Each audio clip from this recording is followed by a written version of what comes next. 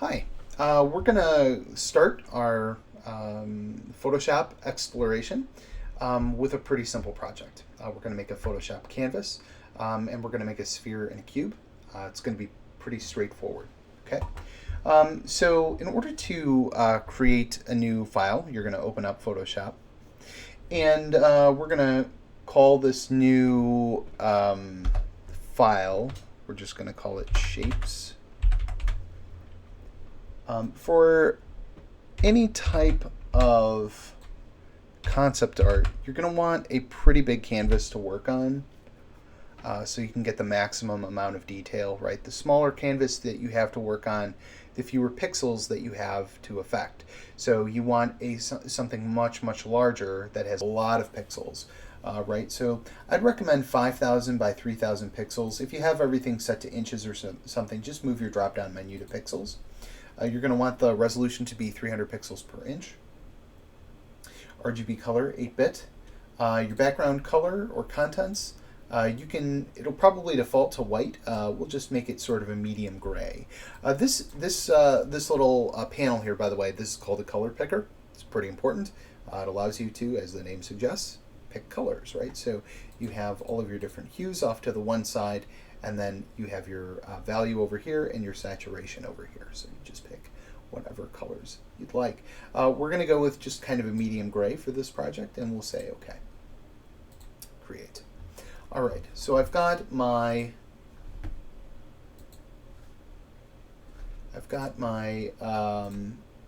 my canvas. So before we actually start painting, one thing that you should probably do is check on your brushes. Now this panel over here, this is your tool panel, and your tool panel always corresponds, your tool panel, which is usually vertical, usually corresponds with your options for those tools, and that always typically pans out horizontally. So in order to draw anything, we need a few things. First of all, we need brushes, and then secondly, we need layers to draw on. So the first thing that we're going to do is we're going to check our brushes. Okay, your brushes are located usually right about here.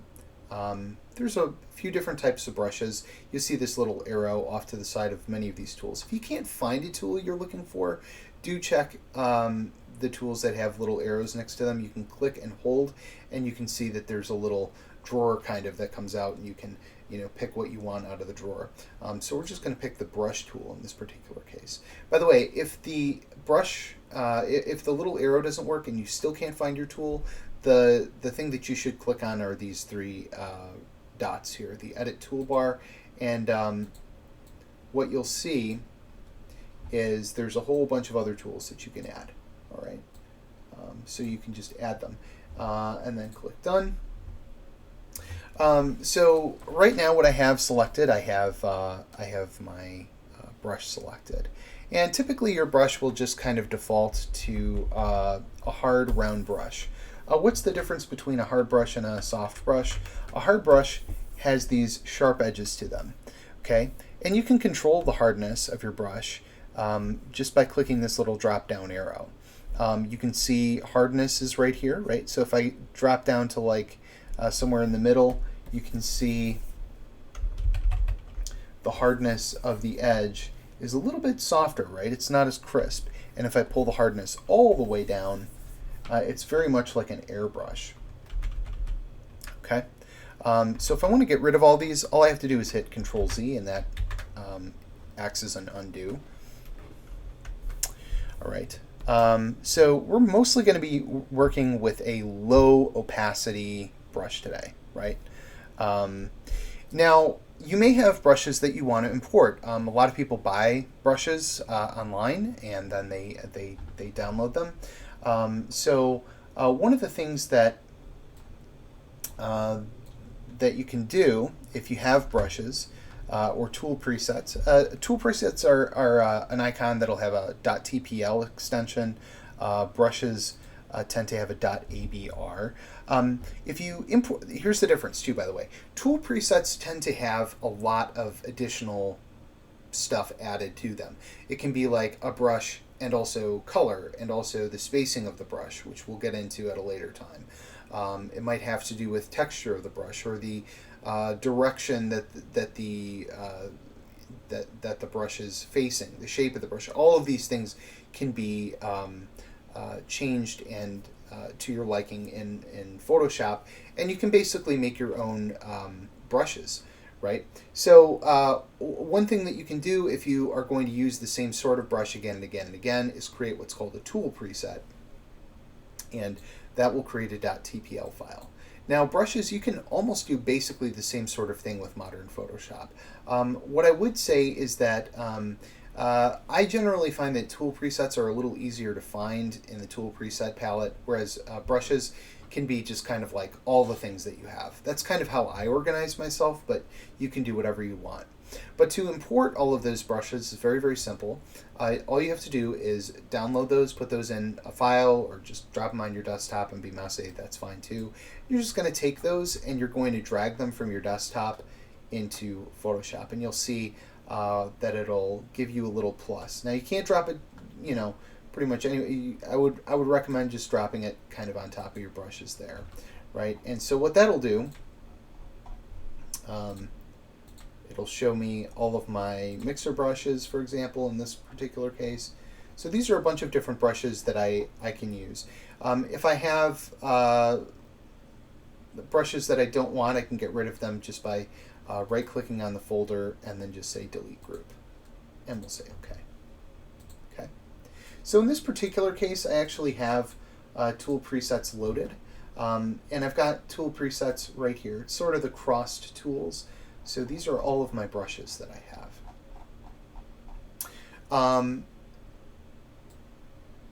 For most of the classes that I'm doing, I'll usually give you those brushes, but if you're not using those brushes for some reason, just pay attention to the qualities of the brush that I use, and see if you can mimic it yourself. That can be a little private assignment if you'd like. Okay. So other little things, navigating in Photoshop, hold down the space bar to pan. You can't really see that too well right now because there's nothing on the canvas. And then Control minus, Control plus, zoom in, zoom out, and then hold down your space bar and move around, right? So that's most of your navigation. Okay, so the first thing that we're going to create here is a sphere, and we're going to go into layers. And we're going to create a new layer. That's the little plus here. And we're going to call this layer sphere. Okay. If you ever want to flag any of your layers, because they're super important, you want to find them really quickly, you've got 100 layers going on, you're just going to right-click this, and you can see that you can choose different colors. You can also turn layers on and off by clicking the little eyeball that makes a layer visible or invisible. All right, so on our sphere layer, we're going to actually go over to our tools over here, and we're going to select our Marquee Tool. You have the Move tool usually at the top, our Marquee Tool. We're going to click, hold, and we're going to get our elliptical Marquee Tool. We are going to create an ellipse. Now, I want to make sure that I'm creating a sphere and not some spheroid. So I will want a more regular shape. To do that, as you're holding the your left mouse button down, just hold down Shift, and you should be able to resize very easily, right? If you want to deselect your marquee, because this is really just a selection circle, you're just going to hit Control D, right? So again, Shift, left mouse button, hold, and release both, and you've got a nice circle. Next, I'm going to fill the circle. I'm going to fill it with sort of a charcoal gray color. I'm going to use the paint bucket tool over here, or your fill tool. And if you don't see that, you might see your gradient tool, which we'll investigate at another time. If you see that, just click and hold on that, and then go to the paint bucket tool drop down. Okay. Now we're going to go down to our color picker, and we're going to click in the foreground color. We're only going to worry about our foreground color tonight. And we're going to pick not black and not white. Why? Because black is for absolutely no light, has gotten to this part when we're drawing our picture, right? It's absolute jet black. There's no light, right? And conversely, white is all the light, right? If you use too much black and too much white, things tend to flatten out. So if you want things to look more 3D, you're going to probably want to stay more toward the middle of the spectrum.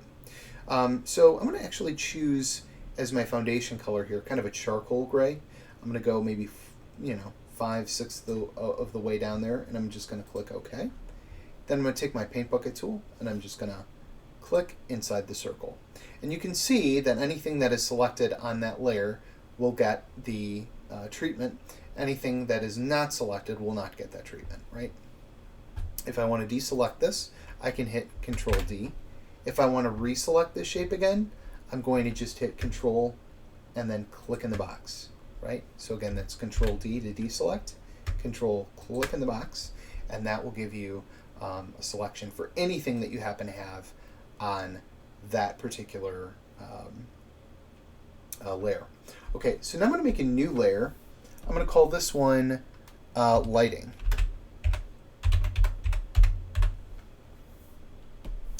Okay, and to do the lighting on my sphere here, what I'm going to use is a soft round brush. Again, all of those characteristics can be seen right here. Usually, like right up at the top, you'll start with a hard round brush. If you move your hardness all the way down, you're all set. Also, if you have my tool presets, you're just going to choose Airbrush Soft.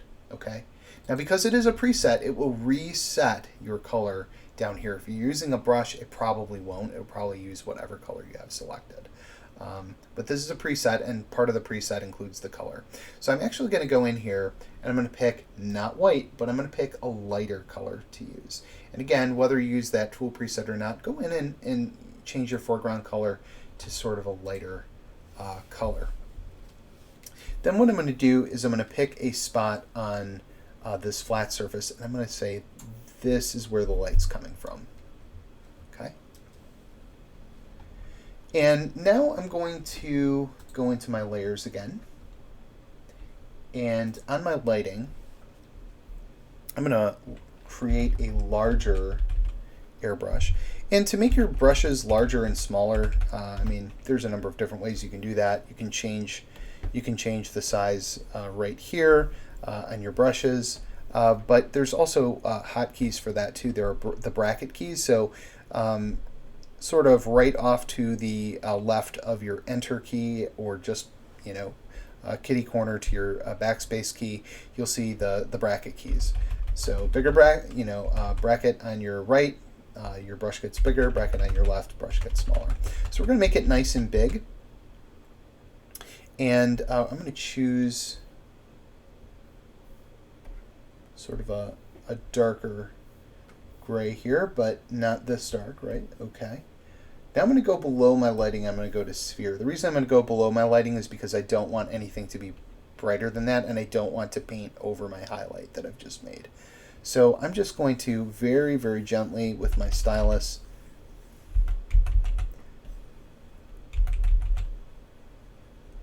make it increasingly smaller,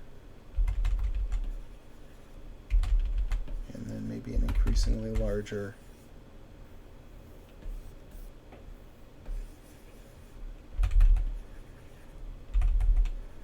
Paintbrush. And I'm going to just sort of finesse that until that looks about right. If I want to make some backlighting, I can make this nice and small. Gently bring this around the outside. That looks like it's too much. I can just select some of the color in here and move it up here. How do I do that? Just hit Alt, and that creates an eyedropper tool, and then you can just grab some of that other gray and move it wherever you want. Right.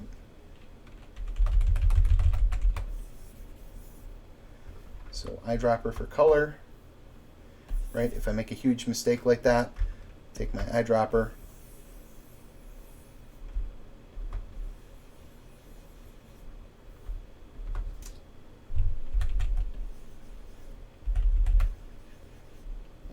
fix it right up, right? Pretty easy.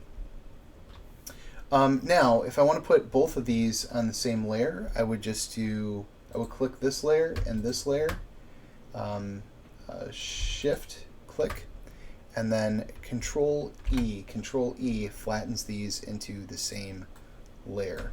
Now, if I didn't do that, what would happen is my highlight could go wherever, right? So I don't want to do that. I just want to Control E, and now these are both together. Okay. One other thing that I want to do is I want to create a shadow below this, and so to do that, I'm going to Control click in that little square, and I'm going to get some very, very dark gray, not black, but very, very dark gray, just right at the bottom here.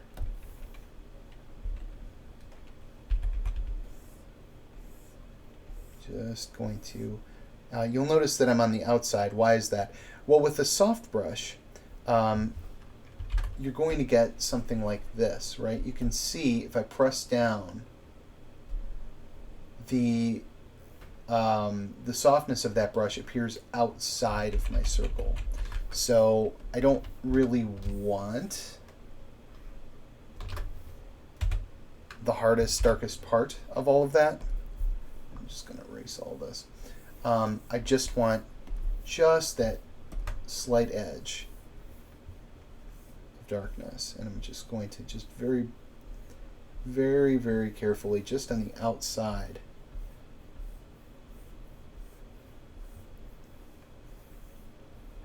add some of that darkness in. Now I'm going to create an area shadow. We know that the light is coming from above, and as you face this, right, it's sort of off to your left and up above. So our shadow is going to fall over here a bit, but we're going to sort of imply that it's falling on a flat surface. So I'm going to actually create a shadow. I'm going to do a new layer. We'll call this one shadow. Okay. And we will go into our brush. We're going to stick with the soft round brush. But over here, you'll notice that I have these little anchor points.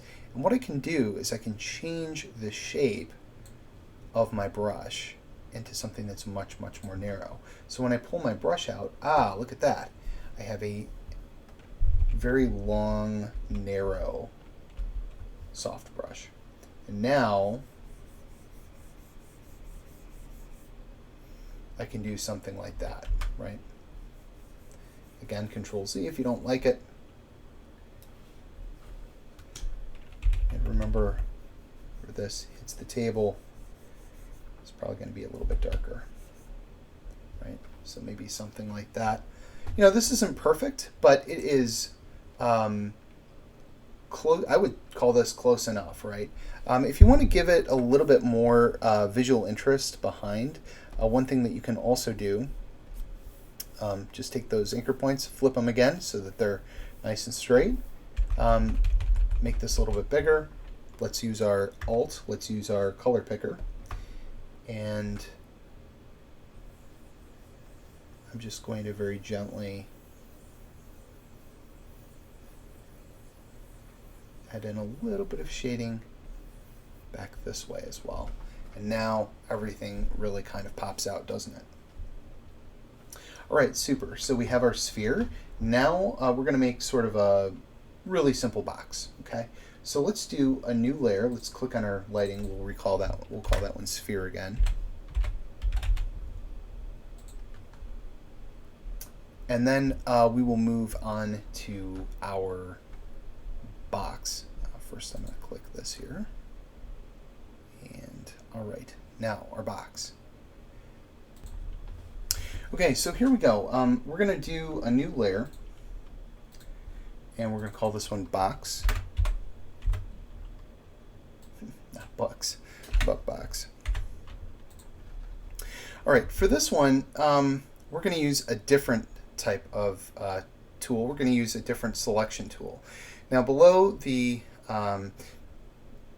elliptical marquee tool, there's a lasso tool, and if you click and hold on that, you'll see an option for polygonal Lasso tool. This is a really great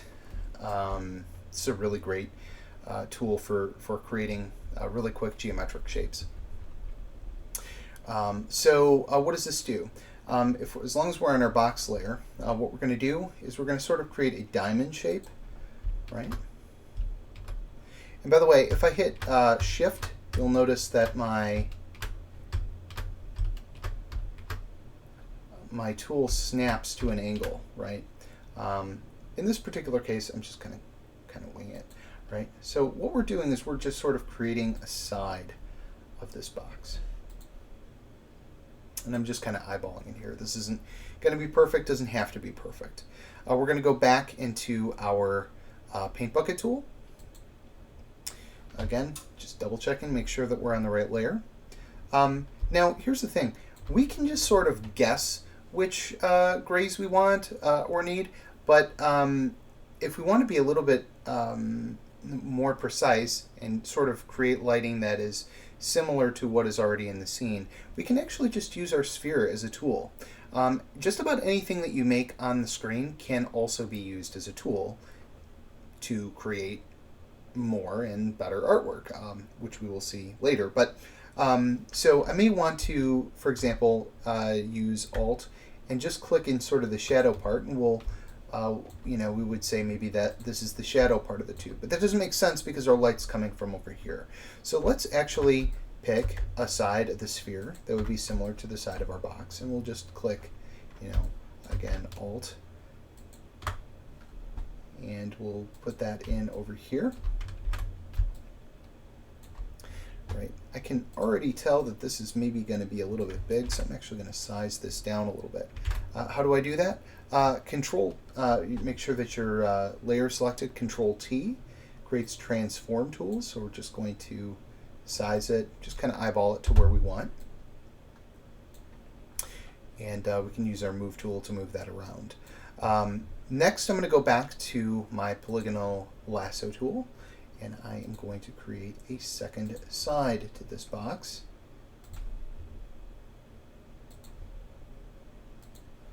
Something like that. And again, we're just going to go back to our Paint Bucket tool. We're going to grab some paint from our canvas from a side that looks like it's about the side that would be facing, and we're just going to drop it into frame right there. And then lastly, we're going to take our polygonal lasso tool and we're just going to click over the top like this. Again, this box isn't going to be perfect. That's okay though. All right, Paint Bucket tool, Control, and we're going to do something like that. And there we go. And those three sides basically denote the correct shading. Now the other thing that we can do also, if we wanted to transform this and make this box look a little bit more regular, we could try our hand at that. We can go to Edit, Transform, maybe Distort,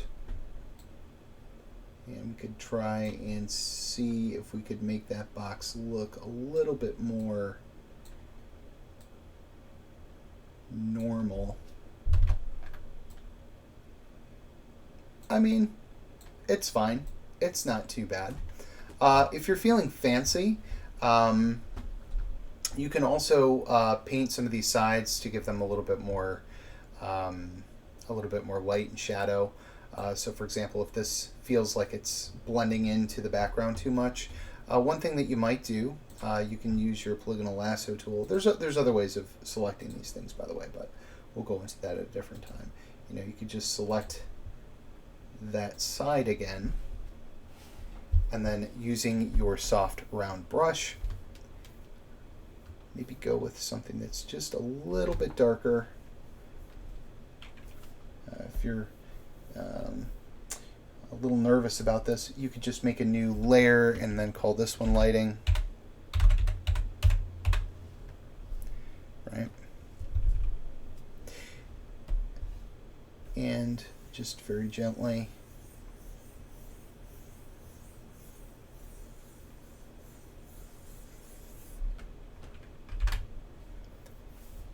drop some shadow over there. Then, if we go back to our box and we want to make this side a little bit darker, we can do that too. Again, just with a soft round brush.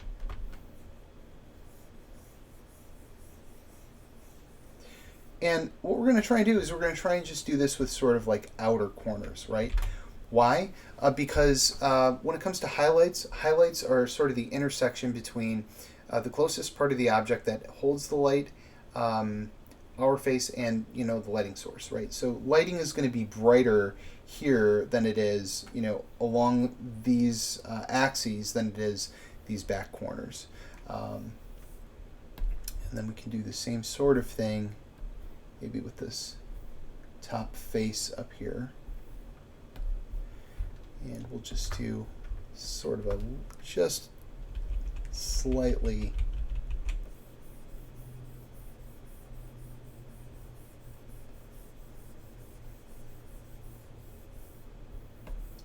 darker in the back, right? And that sort of highlights this edge a little bit more because this is where the light would be hitting. Again, if we go back to our shadow layer, if we want to just duplicate that layer and make soft shadows behind things, we can definitely do that. All we have to do is hold the Alt key down, make sure that we're on that layer, hold the Alt key down, and you can see that my cursor changes into a double arrow. And then I'm just going to left click, and if I hold Shift, I can drag exactly off to the side, exactly horizontally, and I don't have to worry about how that's going to work.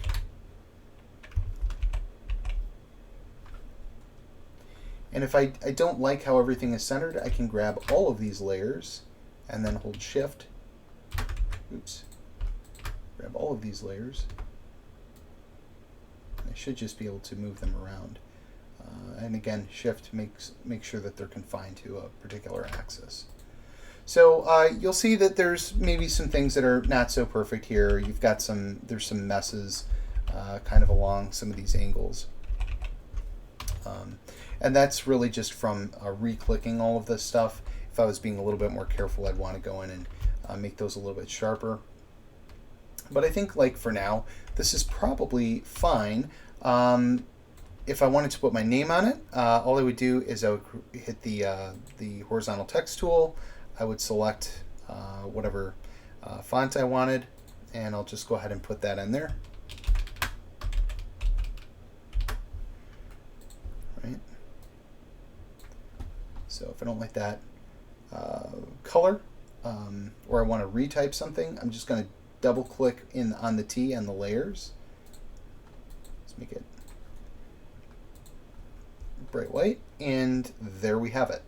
We have a sphere, we have a cube, we have shadows under both. Again, these are just area shadows. If I was being a little bit more specific, right, we might have more angled options for this box. But this is, again, just kind of an introductory project to sort of show what can be done in Photoshop. Not, getting the absolute most amazing, gorgeous, perfect perfection. But that's how it's done, right? So if we want to save it as a JPEG, all we would do is go to File, and we would do Save a Copy or Save As. But I would do Save a Copy, and then you could put it on your desktop or whatever as a JPEG, or I would recommend a PNG as well if you're looking for something that's lossless. Don't forget to save your Photoshop file. Your Photoshop file will be saved in layers. So if you open it up again, all of your layers will be all set off to the side. So that's just sort of an introduction to how to use Photoshop.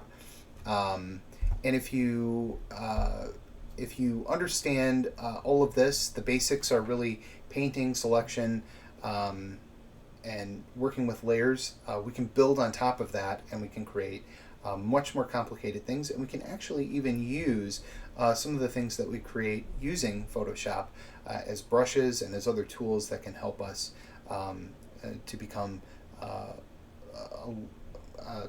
achieve more artistic results, maybe. That's maybe what I'm trying to say, a little bit faster. So we'll look at those in future videos. But yeah, thanks for listening.